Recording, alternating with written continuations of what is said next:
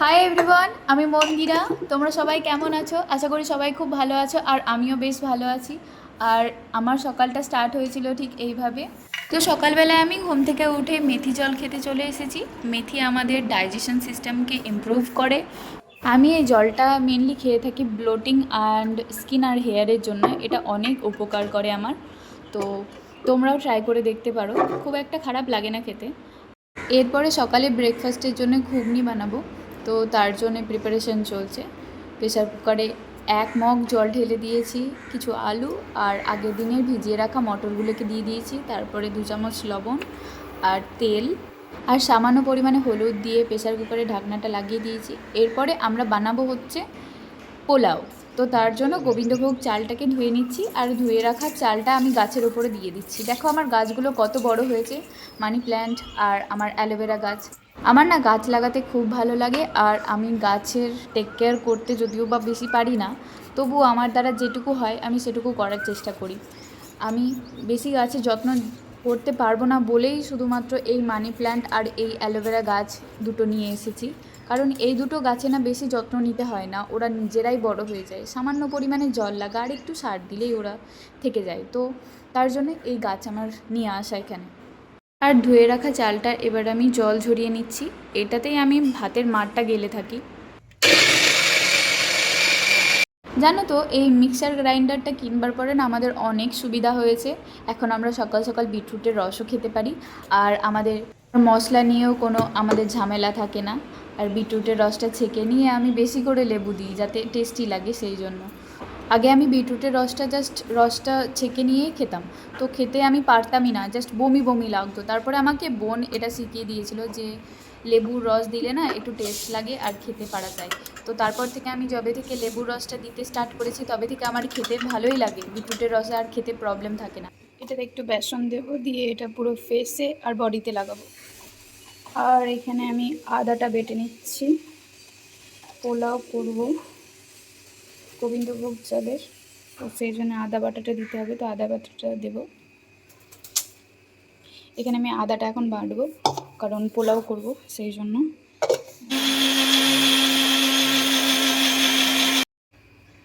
গোবিন্দভোগ চালে নিয়ে নেবো 1 চামচ মতো হলুদ, আর আমি সামান্য পরিমাণে একটু লবণ দিলাম, তোমরা না দিলে না দিতে পারো।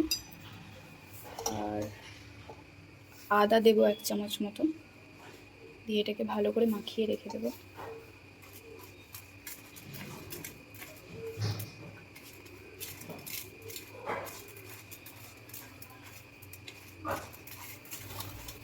এটা আমি এখানে এখন রেখে দিয়েছি জানালার পাশে।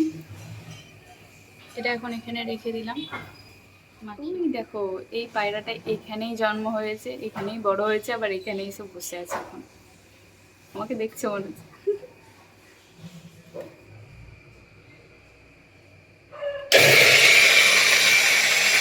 তোমাদের তো বললামই গোবিন্দভোগ চালের পোলাও বানাবো আর কষা করে চিকেন। তো ওরা গেছে চিকেন আনতে, আর আমি এদিকে রান্না করছি। তো মশলাটা আমি একেবারে ঘুগনির আর চিকেনের করে নিচ্ছি, যাতে আবার না করতে হয়, সেই জন্য। এখন বোলপুরে এত রোদ সকাল থেকে পড়ে যে বাইরে যেতে ইচ্ছা করে না, তাই আমি রান্নার ডিপার্টমেন্টে ঢুকে গেছি। তোরা বাবা যা, হ্যাঁ বাজার টাজার করে নিয়ে আয়, এই বলে ওদেরকে পাঠিয়েছি। বাড়িতে থাকতে তো আমি কোনোদিনও ঘুগনি বানাইনি। হ্যাঁ, মায়ের দেখেছিলাম যে এই প্রসেসে করে, তো আমি সেইভাবেই করছি। তো এখন আমি সামান্য পরিমাণে তেলে পেঁয়াজ দিয়ে দিয়েছি, আর একটু লবণ দিয়েছি যাতে পেঁয়াজটা নরম হয়ে যায়। আর কিছু পেঁয়াজ দেখো জলে ভিজিয়ে রাখা আছে, সেই পেঁয়াজটা যাবে চিকেনে। তো তার জন্য ওই দুটো সাইড কেটে আমি রেখে দিয়েছি জলে ভিজিয়ে, তাহলে ঝাঁঝটা চলে যাবে। আর ওই চিকেনের মশলাটা ঘুগনিরও মশলা হবে বলেছিলাম, তো ওই মশলাটা এখন আমি দিয়ে দিলাম 3-4 চামচ মতন। তো ওটাকে এখন ভালো করে কষিয়ে নেব। আর বেশি তেল আমি ইউজ করি না রান্নাতে, তো যখন তেলের প্রয়োজন হয় মনে হয়, তখন আমি সামান্য জল ঢেলে দিই, দিয়ে আবার ভালো করে একটু কষিয়ে নিই। আর আমি মশলাটা বানানোর জন্য নিয়েছিলাম আদা, রসুন, পেঁয়াজ, 4-5টা মতো শুকনো লঙ্কা আর 2টো কাঁচা লঙ্কা মতো। তো এবারে না আমার রুমে আছে তোমার জিরে গুঁড়ো আর ধনে গুঁড়ো। প্যাকেটে কিনেছিলাম তো ওটা আছে, সেই জন্য আমি গোটা আর দিইনি ওখানে ব্লেন্ড করবার জন্য। এবার কি হয়েছে, আমি যখন মশলাটা দিয়েছি হলুদের একটু কমতি লাগছিল, তো আমি হলুদ দিয়েছি, আবার এরপরে একটা শুকনো লঙ্কা ফাটিয়ে দিলাম মশলাতে। তো আমার না মনেই নেই যে জিরে গুঁড়ো আর ধনে গুঁড়োটা দিতে হবে, ওটা আমার একেবারে মাথা থেকে বেরিয়ে গেছে। আর এটা আমি দিয়ে দিচ্ছিলাম হচ্ছে মিট মশলা। মিট মশলাটা দিলে একটু টেস্ট বাড়ে, তো তার জন্য আমি মিট মশলাটা দিয়ে নিচ্ছিলাম। তবে না, আমি জিরে গুঁড়ো আর ধনে গুঁড়ো একদম ভুলে গেছিলাম দিতে। তবে খেতে খারাপ হয়নি, খুব সুন্দর লেগেছিল খেতে। এই রান্না করতে করতে অনেক এক্সপেরিমেন্টও হচ্ছে আর অনেক কিছু শেখাও যাচ্ছে। এখন আমি এই বিটরুটের রসটা খেয়ে নেব।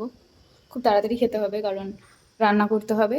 চিকেন আনতে গেছে ওরা, আর আমি এখন পোলাওটা করব। ঘুগনিটা হয়েই এসেছে প্রায়।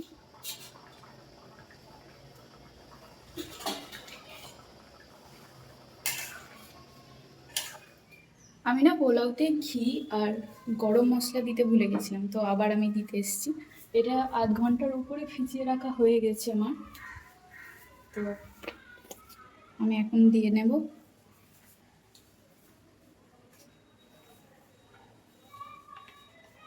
সামান্য পরিমাণে গরম মশলা, হাফ চামচ মতোই দিচ্ছি। আর দেব অনেকটা পরিমাণে ঘি, দিয়ে আবার ভালো করে মাখিয়ে নিতে হবে। এই মেন ইনগ্রেডিয়েন্টটা কী করে ভুলে যেতে পারলাম না। যাই হোক, এখন ভুলে গেছি, কিছু করার নেই। তো এটাকে মাখিয়ে নেব ভালো করে।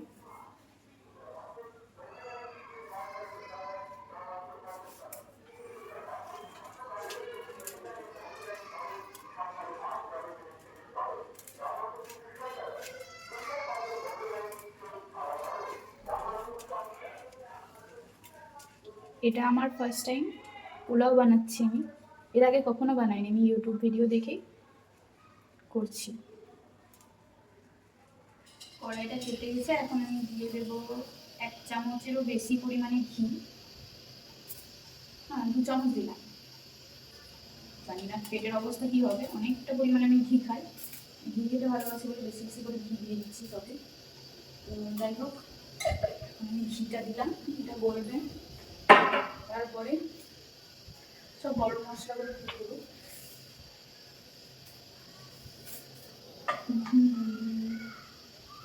ফ্রাই করে এসেছে, তেজপাতা দিয়ে দিলাম, সব গরম মশলাগুলো দিয়ে দিলাম। তারপরে কাজু কিশমিশ সব একসাথে দিয়ে দিচ্ছি। এইগুলোকে হালকা ব্রাউন ব্রাউন করে ভেজে নেব।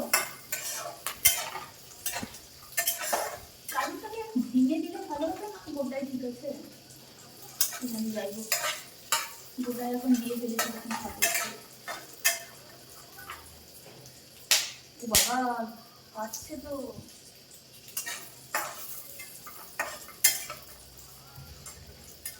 বেশ, এবার আমি চালটাকে দিয়ে দেবো। আমি একটু বেশি ঝাল খেতে ভালোবাসি, তাই জন্য আমি গোলমরিচ দিয়েছি গুঁড়ো করে। তোমরা চাইলে দিতে পারো, না চাইলে না দিতে পারো।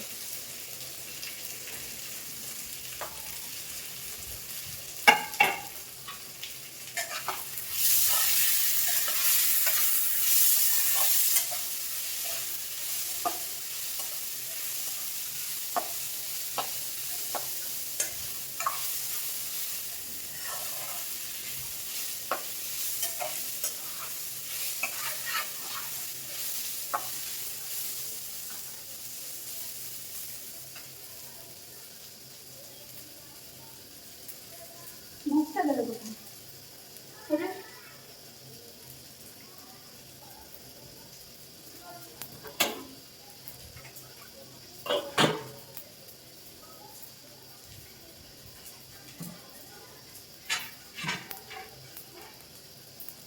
তো আমি 1 কাপ চাল নিয়েছি, এই 1 কাপ চালের মধ্যে হাফ মগ জল নেব।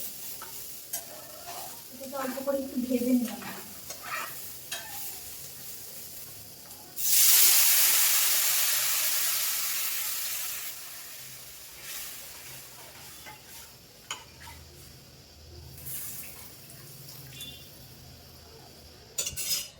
এবারে এটাকে আমি লো ফ্লেমে রেখে দিলাম সেদ্ধ হওয়ার জন্য।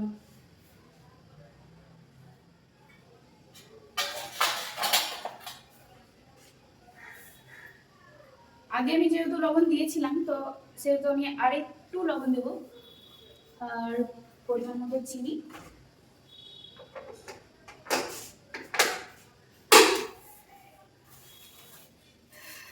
আমি 1 চামচই দিচ্ছি এখানে।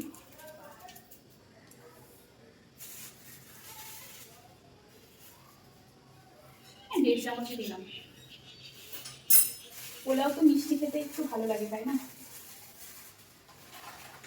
আর দেবো ভাবছি একটা লঙ্কা দিয়ে।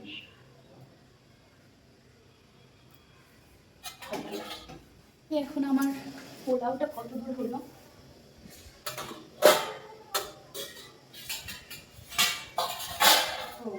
হয়ে এসেছি। জলটা শুকোবার জন্য আমাকে বোধহয় আরেকটু গ্যাসটা চালিয়ে রাখতে হবে। সেদ্ধ ভালোই হয়েছে, সেদ্ধ ভালো হয়েছে।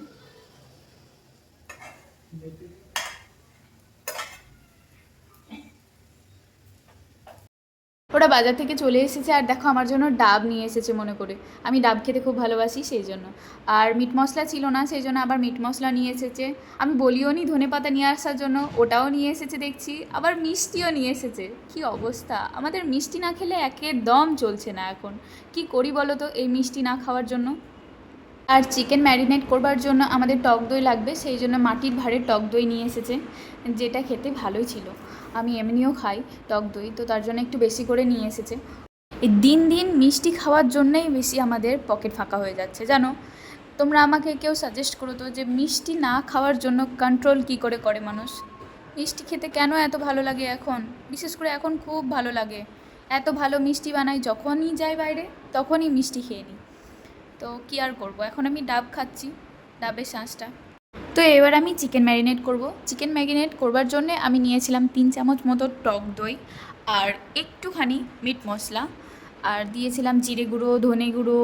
একবেলার জন্য 500 মাংস নিয়ে আসা হয়েছিল, তো পরিমাণ করে আমি 2 চামচ মতো হলুদ গুঁড়ো দিয়েছি। আর লবণটা যখন রান্না করব তখনই আমি দিয়ে দেবো। আর ম্যারিনেট করবার সময় লবণ দিলে আমি দেখেছি জল ছেড়ে যায়, তো সেই জন্য আমি লবণ দিয়েটা প্রেফার করি না। আর তারপরে আমি দিয়েছিলাম কাশ্মীরি লঙ্কা গুঁড়ো, আমি পরিমাণ করে দিয়েছিলাম, আমরা একটু বেশি ঝাল খাবো তার জন্য, সেইভাবে তোমরা পরিমাণ করে দেবে। আর দিয়েছিলাম হাফ লেবুর রস।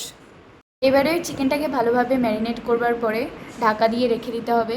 আমরা 30 থেকে 40 মিনিটস মতো রেখেছিলাম, তোমরা চাইলে আরও বেশিক্ষণ রাখতে পারো, যদি তোমাদের হাতে টাইম থাকে তাহলে ভালো হয়। ব্যাস হয়ে গেছে আমার চিকেন ম্যারিনেট করা। এবার আমি ঢাকা দিয়ে রেখে দেবো এটাকে।